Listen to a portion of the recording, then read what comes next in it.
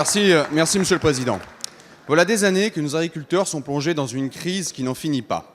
À l'aube de 2020, alors que nos paysans ont quitté les champs, sont dans la rue et manifestent leur détresse, Monsieur le ministre de l'Agriculture, je vous demande de nous présenter votre vision de l'agriculture française de demain.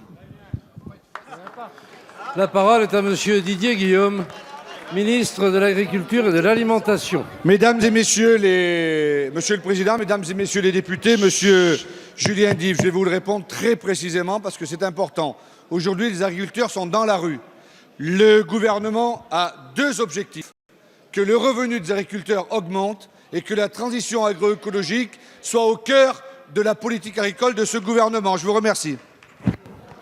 Monsieur Dive.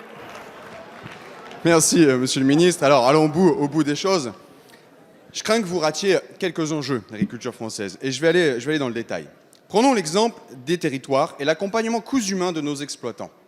Hier encore, vous étiez prêts à réduire de 45 millions d'euros le budget des chambres d'agriculture avant que l'amendement Les Républicains de Fabrice Brun, soutenu par la majorité et l'opposition et une partie de la majorité, ne vous fasse reculer. Quelle est donc votre logique comptable ? Sur la question des produits phytosanitaires, vous définissez des trajectoires. Vous annoncez la fin du glyphosate pour 2021. La pression est maximale sur les agriculteurs, mais rien, pas un euro ne figure dans votre budget sur la sortie du glyphosate, l'accompagnement de la recherche d'alternatives ou l'investissement dans des solutions mécaniques. Je vous demande de mettre sur la table un budget dédié pour les cultures en situation d'impasse.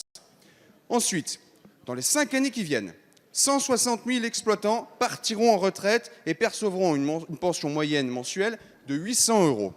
Il nous faut une stratégie de moyen terme organisée pour les aider à transmettre leur exploitation, car je préfère voir se préserver notre modèle agricole familial que celui des fermes de la démesure à l'américaine.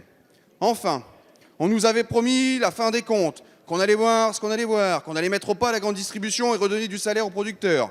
La loi Egalim rate sa cible, le seuil de revente à perte est inefficace et en réalité, Monsieur le ministre, vous n'y avez jamais cru. Vous n'y avez jamais cru puisque vous aviez fait montre de votre scepticisme au Sénat. Je vous prends donc au mot et je vous demande de nous expliquer ce que vous comptez renforcer dans les règles du jeu des négociations commerciales.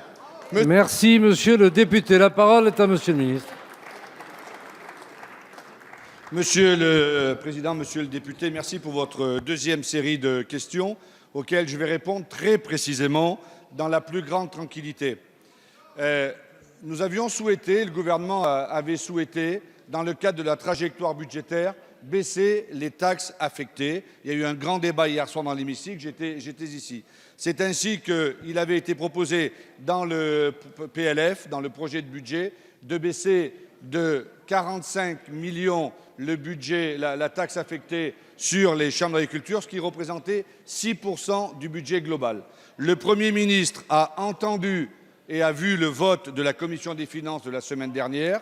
Le Premier ministre a entendu et a vu les demandes de la PCA, de la Chambre permanente des chambres d'agriculture. Le Premier ministre a entendu, a écouté la majorité parlementaire et il a arbitré dans le sens de revenir. Voilà ce qu'il en est. Ce gouvernement est à l'écoute et le Premier ministre arbitre dans le sens de l'intérêt du Parlement. Vous me parlez de la fin des produits phytosanitaires, monsieur le député, cher Julien Dive. Contrairement à ce que vous dites, dans ce budget-là, il y a 78 millions d'euros concernant la sortie des produits phytosanitaires et non pas zéro comme vous l'indiquez. Dans ce budget-là, pour la transition agroécologique, nous lançons un plan immense de rénovation de tous les pulvérisateurs afin de pouvoir faire de l'épandage le plus proche possible des habitations. Monsieur, cher Julien Dive, vous connaissez bien l'agriculture, vous en parlez très bien, nous la connaissons un peu, mais nous agissons beaucoup. La parole est à Monsieur